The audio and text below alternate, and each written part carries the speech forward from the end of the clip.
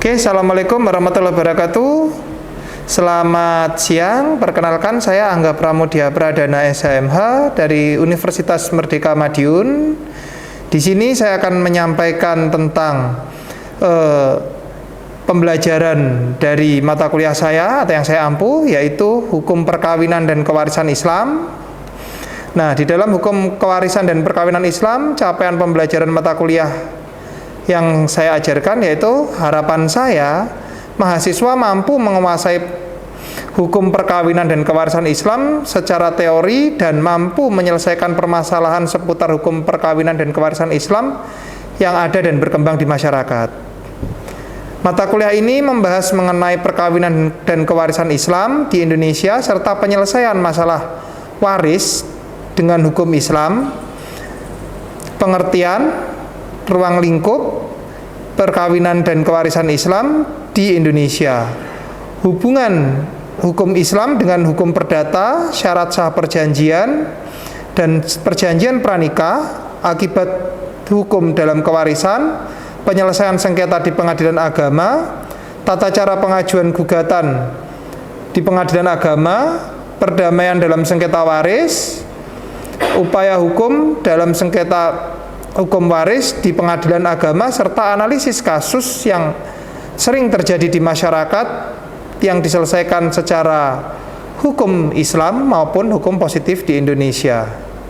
Bahan kajian pada pembelajaran materi perkawinan kewarisan Islam ini yaitu tentang masalah perkawinan dan kewarisan Islam, pengertian dan ruang lingkup perkawinan dan kewarisan Islam, hubungan hukum perdata dengan hukum perkawinan dan kewarisan Islam, syarat dalam perkawinan dan kewarisan Islam, akibat dari perkawinan dan kewarisan Islam, tentang kualifikasi atau kewenangan dari pengadilan agama, tata cara penyelesaian sengketa perkawinan dan kewarisan Islam, perdamaian dalam sengketa perkawinan dan waris, upaya hukum dalam penyelesaian sengketa waris.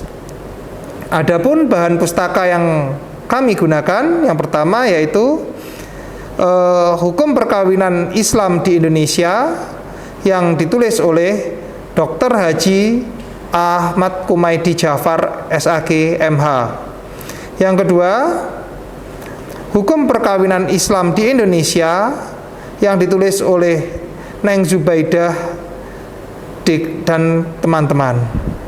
Selanjutnya, pengantar Hukum Islam yang ditulis oleh Profesor Amir Syarifuddin. Untuk selanjutnya, Hukum Kewarisan Islam di Indonesia yang ditulis oleh Mardani, dan Hukum Waris dalam Islam yang ditulis oleh Tinuk Dwi Cahyani.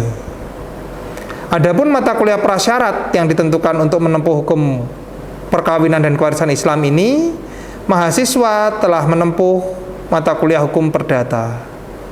Oleh sebab itu, untuk menempuh ini, maka mahasiswa harus telah menyelesaikan mata kuliah prasyarat. Selanjutnya, untuk komponen penilaian yang terdiri dari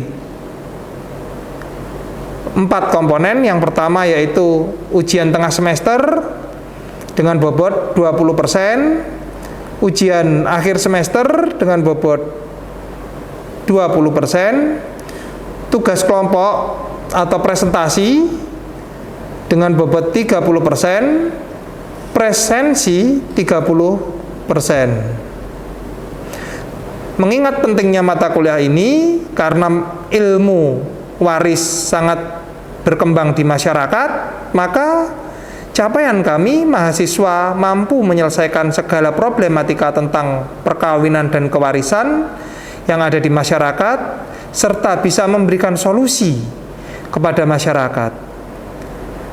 Oleh sebab itu, maka dengan adanya mata kuliah ini diharapkan mampu menyelesaikan masalah waris di Indonesia. Untuk lebih jelasnya, berikut saya hadirkan cuplikan pembelajaran dari mata kuliah kewarisan Islam. Selamat siang semuanya. pada mata kuliah hari ini kita mulai dari pasal 183 yang kita ulas kemarin tentang pembagian harta waris, ya kan? Nah, di pasal 183 kemarin kita bahas yaitu para ahli waris dapat bersepakat melakukan perdamaian dalam pembagian harta waris setelah masing-masing menyadari bagiannya. Nah, pasal ini menjelaskan bahwa di pasal 183 ke belakangnya supaya para ahli waris tidak melakukan sengketa waris. Jadi tidak ada gugatan, ya kan? Karena di pembagian waris Islam itu cenderung ada gugatan dikarenakan para ahli waris tidak bersepakat atau tidak merasa adil atas pembagian waris tersebut. Oke. Next. Pasal 184, bagi ahli waris yang belum dewasa atau tidak mampu melaksanakan hak dan kewajibannya, maka baginya diangkat wali berdasarkan keputusan hakim atas usulan anggota keluarga. Nah, jadi di dalam KHI tidak dikenal namanya tidak ada ahli waris selama hubungan ahli waris tersebut ada hubungan darah yang pertama, yang kedua ada hubungan kawan kawin, yang ketiga ada ketentuan lain seperti wasiat, ya kan? Wasiat, terus hubungan saudara angkat atau hubungan saudara seperkawinan orang tua, semendang dan sebagainya, ya kan? Jadi nggak bisa ketika seseorang dibilang, misalnya saya ambil satu contoh, waktu ayahnya meninggal, Aurel dinyatakan belum dewasa menurut undang-undang, yaitu umurnya belum lebih dari 17 tahun, ya kan? Nah, itu Aurel dinyatakan tidak berhak atas waris ayahnya, itu tidak bisa. Kenapa tidak bisa? Karena ketika Aurel belum cukup umur, maka atas usulan keluarga dia dapat diangkat wali atau mengangkat wali dengan penetapan pengadilan atau putusan hakim. Jadi keluarga memberikan kuasa siapa yang berhak mengurus harta waris Aurel hingga Aurel mencapai usia dewasa, seperti itu ya. Jadi kalau dia belum dewasa, itu dia nggak bisa mengurus hartanya sendiri, maka dapat diangkat wali. Oke. Ada yang ditanyakan di sini dari dua slide ini? Belum? Next. Pasal 185 KHI yang ayat satunya, ahli waris yang meninggal lebih dulu daripada si pewaris, maka kedudukannya dapat digantikan oleh anaknya kecuali mereka yang tersebut dalam pasal 173, yaitu ketika tidak ada wasiat lain di 173, maka ahli waris yang meninggal terlebih dahulu, misalnya contoh seorang anak meninggalnya lebih dulu daripada ayahnya atau ibunya atau orang tuanya, maka anak tersebut ketika telah menikah, maka hak warisnya dapat digantikan oleh anaknya, bukan istrinya ya, anaknya. Makanya dalam satu keluarga biasanya ketika keluarga tersebut telah bercerai, itu yang disebut ahli waris itu adalah anak kandung, bukan istrinya, anaknya ini. Oke, yang ayat 2, bagian ahli waris pengganti tidak boleh melebihi dari ahli waris yang sederajat dengan yang diganti. Nah, setelah anak menggantikan kedudukan ayah, maka status dia bukan sebagai anak kandung dari pewaris, tapi dia sebagai anak kandung yang sebagai pengganti dari anak kandung pewaris. Jadi bagian dia maksimal harus sama dengan bagian yang digantikan. Jadi nggak boleh melebihi. Kan misalnya nih, bagian anak kandung itu kan lebih besar daripada bagian saudara, misalnya gitu kan. Nah, ketika dia menggantikan saudara, ya kan, karena saudaranya sudah meninggal, ya, ayahnya dia yang sebagai saudara, maka dia nggak boleh statusnya sebagai anak kandung, tapi dia tetap sebagai jatahnya saudara. Jadi walaupun dia statusnya anak, kan biasanya itu yang kita sering jumpai ketika seorang anak dilakukan adopsi plena dari saudaranya, ya kan? Dilakukan adopsi plena.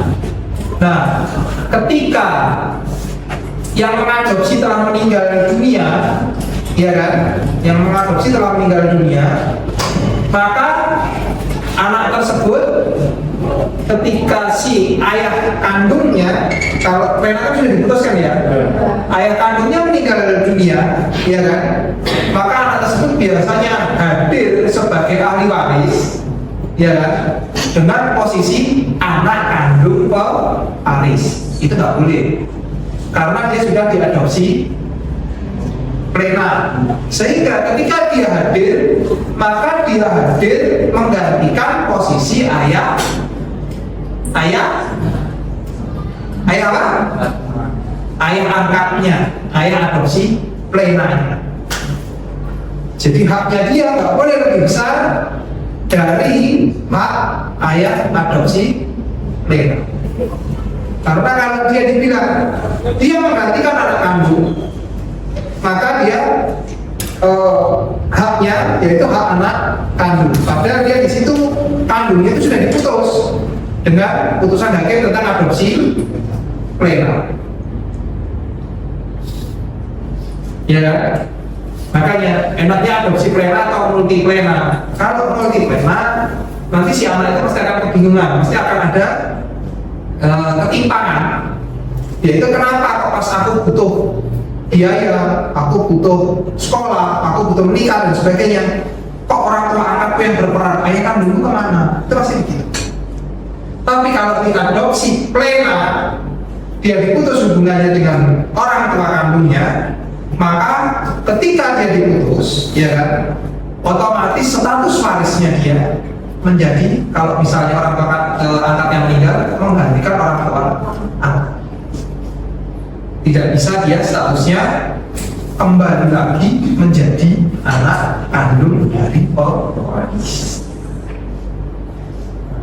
Itulah pentingnya antara adopsi plena dan multi plena. Oke. Dari sini ada yang tanyakan? Ya, gimana? Silakan. Sebelumnya terima kasih atas pertanyaannya. Yang ingin saya tanyakan ialah pada pasal 185 ayat 1. Ya, itu kan disebutkan bahwasanya ahli waris yang meninggal itu, maka sebenarnya diperdagangkan oleh anaknya, kecuali yang disebut pada pasal 173. Pada pasal 173 itu kan disebutkan bahwasanya ahli waris itu mengatur tentang penghalang seseorang untuk menjadi ahli waris. Nah, berarti bila mana si ahli waris telah mungkin menganiaya atau menjadi bagian dalam pasal 173 tadi, berarti apakah anak si ahli waris tersebut otomatis tidak mendapatkan dana waris dari pewaris si ahli waris? Nah, oke, bisa kita tanggapi. Ketika itu terjadi, ketika ahli waris penggantinya itu melakukan pasal 173, maka dia secara otomatis diputus hak warisnya. Makanya kan disebutkan kecuali mereka yang tersebut dalam pasal 173. Nah, dia memutus warisnya kan di pasal 173 sudah diatur nih, karena menganiaya, mencemarkan harkat martabat pewaris, karena membunuh dan perbuatan-perbuatan lainnya diatur dalam hukum pidana. Nah, ketika dia melakukan hal-hal tersebut, maka secara otomatis dia juga tidak berhak sebagai ahli waris dan tidak berhak sebagai ahli waris pengganti. Jadi pasal 185 tidak berlaku baginya. Karena biasanya cenderung orang itu ketika ketika dia tidak berlaku sebagai ahli waris seperti yang disebutkan di 173, maka dia akan berusaha mencari celah hukum di 185. Itu seperti itu, ya kan? Karena kan yang 185 ini itu kan orang tidak tahu track record dia secara menyeluruh, ya kan? Misalnya nih dari saudara sepersepupuan, misalnya seperti Arya sama paman dari orang tuanya, misalnya gitu kan. Nah, dia menggantikan bapaknya. Nah, ketika dia menggantikan bapaknya, paman dari Arya ini kan tidak mengetahui perilaku kehidupan Arya sehari-hari. Padahal kehidupan Arya sehari-hari mencerminkan pasal 173. Nah, makanya dia tidak dapat waris dari ayah kandungnya, tapi dia juga tidak boleh sebagai ahli waris pengganti. Ada yang ditanyakan lagi? Silakan diskusi kita buka.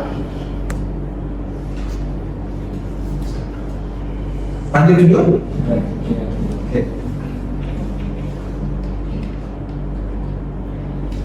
Nah, pasal 186,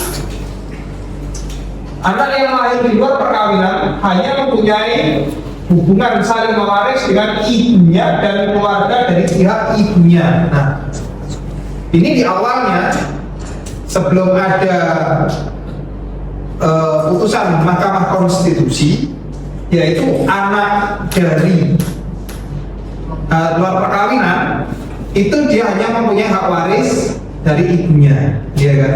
Dengan adanya putusan Mahkamah Konstitusi, makanya ketika anak biologis itu nanti menuntut, itu dasarnya bukan KHI tapi putusan Mahkamah Konstitusi, itu dia ada anak biologis. Tentunya ketika dia mengaku anak biologis, pembuktiannya juga tidak semudah itu, karena kita harus melalui tes DNA, melalui beberapa saksi, melalui genealogi dan sebagainya. Tapi secara otomatis ketika anak itu di luar perkawinan, otomatis dia menjadi pewaris dari ibunya. Karena selama ini paradigma masyarakat itu salah. Ketika anak haram itu dia ditaruh di panti asuhan, dia tidak mendapat waris dari ayah maupun ibunya. Ya kan? Nah, di tahun 2008 kalau nggak salah atau 2010, saya lupa, 2 tahun itu antara 2008 dan 2010 itu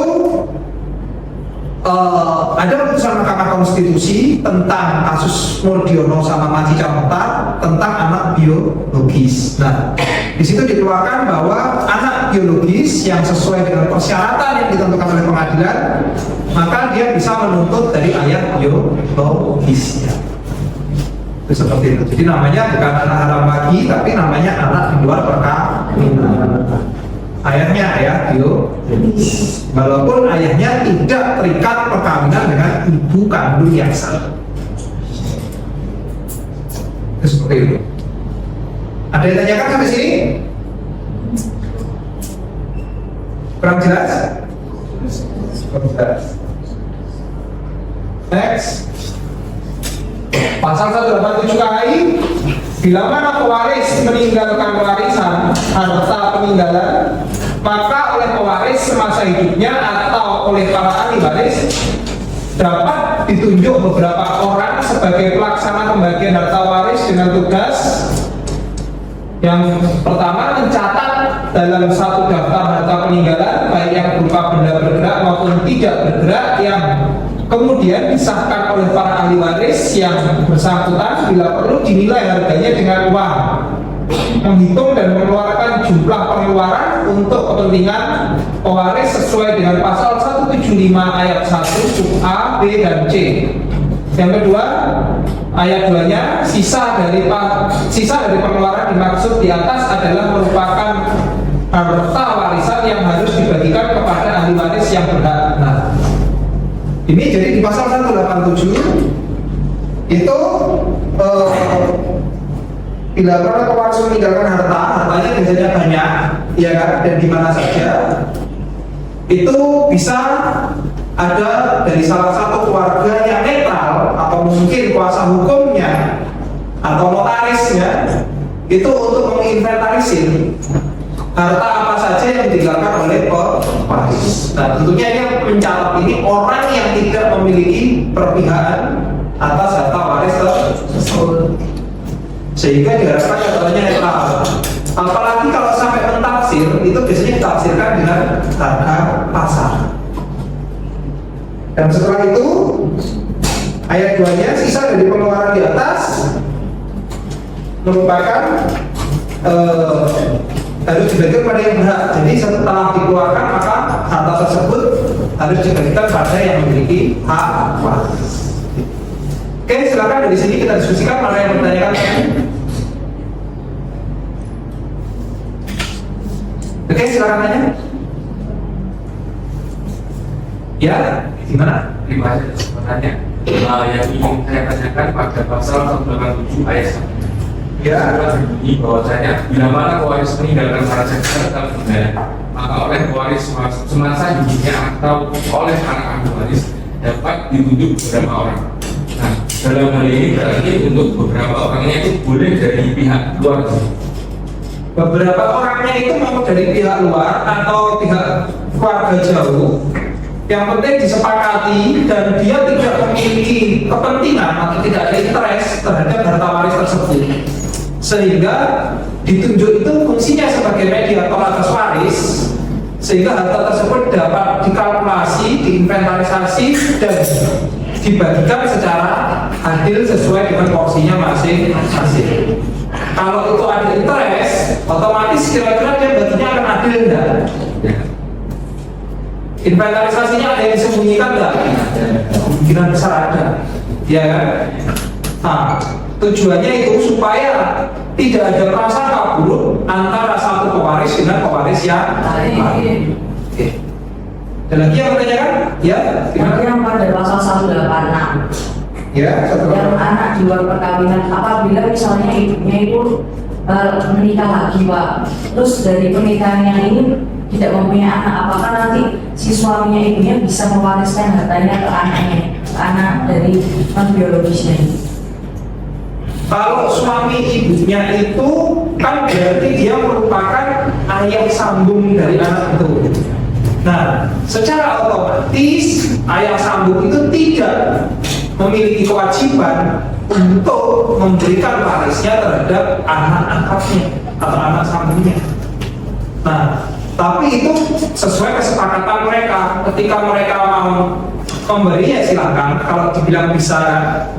Tapi kalau tidak mau memberi itu tidak kewajiban, dan anak sambung tidak punya hak untuk menuntut atas harta waris ayah sambungnya. Oke, dari keterangan saya tadi tentang pasal 185 KHI, apakah ada yang ditanyakan? Oke, silakan. Sebelumnya terima kasih Pak Angga atas kesempatannya. Saya ingin bertanya terkait yang telah dijabarkan oleh Pak Angga tadi, yaitu pada pasal 185 yang berada pada pasal 185 ayat 1 yang berbunyi ahli waris yang meninggal lebih dahulu daripada si pewaris, maka kedudukannya dapat digantikan oleh anaknya, kecuali mereka yang tersebut dalam pasal 173. Nah, dalam kondisi bila mana si ahli waris yang meninggal terlebih dahulu tersebut itu tidak memiliki anak, Pak, apakah bisa digantikan oleh saudaranya ataupun mungkin pamannya dan lain-lain? Terima kasih. Oke, terima kasih pertanyaannya dari Saudara Arya. Ketika ahli waris tidak memiliki anak, maka kedudukan warisnya itu ketika masih ada saudara atau orang tua, maka kedudukan tersebut bisa digantikan oleh orang tua atau saudaranya, kecuali dalam keadaan 173. Apa sih 173? Pasal 173 yaitu adalah pasal yang mengatur tentang putusnya hak waris seseorang dikarenakan sebab tertentu, terutama dikarenakan oleh putusan pengadilan yang bersifat inkrah tentang pencabutan hak waris seseorang ahli waris. Oke, tuh. Kemudian ada lagi yang menanyakan? Silakan.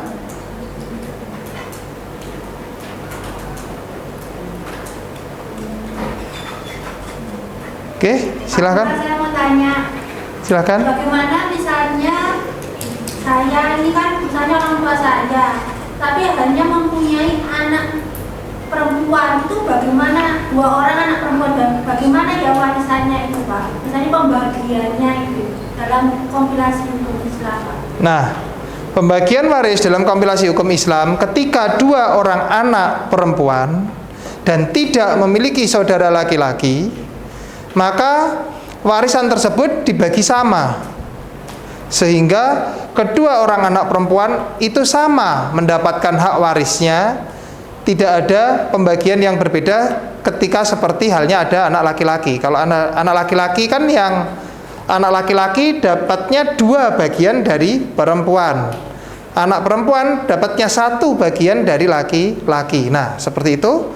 Ketika itu tidak ada laki-lakinya, seperti yang dikasuskan sama Mbak Mirza, itu berarti dua-duanya mendapatkan sama bagiannya.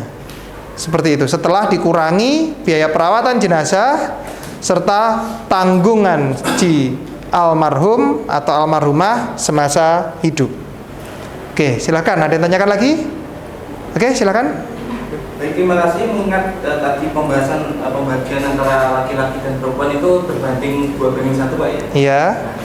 Itu kan seringkali dianggap tidak adil di kalangan masyarakat, sehingga masyarakat itu beralih dari menggunakan kewarisan Islam kepada kewarisan diri. Nah, pertanyaan saya adalah apakah hal ini masih relevan diterapkan secara mutlak dalam konteks sosial ekonomi yang menuntut kesetaraan gender? Oke. Nah, ketika suatu hukum itu tidak berlaku surut. Jadi ketika undang-undang itu berlaku, maka aturannya masih seperti itu. Makanya ketika kita menyelesaikan waris, saya bilang kemarin ada 4. Yang pertama diselesaikan dengan waris BW tanpa kita memandang suku, agama, dan ras. Yang kedua, kita selesaikan dengan kompilasi hukum Islam bagi yang beragama Islam. Yang ketiga, kita selesaikan secara adat bagi mereka yang tinggal di suatu daerah tertentu. Nah, yang terakhir kita selesaikan kesepakatan. Ketika yang disebutkan sama Mas Dehan tadi tentang ketika dibagi sesuai aturan, apakah masih relevan dengan keadaan ekonomi sekarang, ya kan? Nah, kita tinggal gunakan aturan mana yang kita pakai. Kalau Mas Dehan bilang tidak relevan Pak, ketika anak perempuan bagiannya 1 bagian sedangkan laki-laki 2 bagian, maka bisa aja itu kita gunakan hukum kesepakatan, manakala mereka semua ahli waris dibagi sesuai dengan kesepakatan mereka, mau sama rata terserah, mau gimana terserah. Yang penting mereka sepakat, tujuannya agar tidak ada gugatan di kemudian hari. Oke. Ada lagi? Oke. Saya mau bertanya, jika si pewaris ini mempunyai anak, namun anaknya ini anak angkat, apakah pembagiannya itu seperti ayat 2, yang dimana bagian ahli waris pengganti tidak boleh melebihi dari bagian ahli waris yang sederajat dengan yang diganti, atau? Nah, pertanyaan yang bagus dari Mbak Aurel. Ketika ahli waris pengganti, bagaimana kan gitu? Kalau di sini yang disebut ahli waris pengganti itu adalah ahli waris saudara atau anak kandung. Ketika kita kasusnya pada anak angkat, itu seperti yang saya ucapkan tadi, ada 2 sistem adopsi, yaitu yang pertama adopsi plena, yang kedua adopsi multiplena. Nah, ketika itu diadopsi plena, maka itu dia berkedudukan sebagai ahli waris pengganti. Tapi ketika multiplena, maka dia tidak berhak sebagai ahli waris. Itu seperti itu. Oke? Cukup saya rasa. Sekian materi dari saya. Wabillahi taufiq wal hidayah. Wassalamualaikum warahmatullahi wabarakatuh.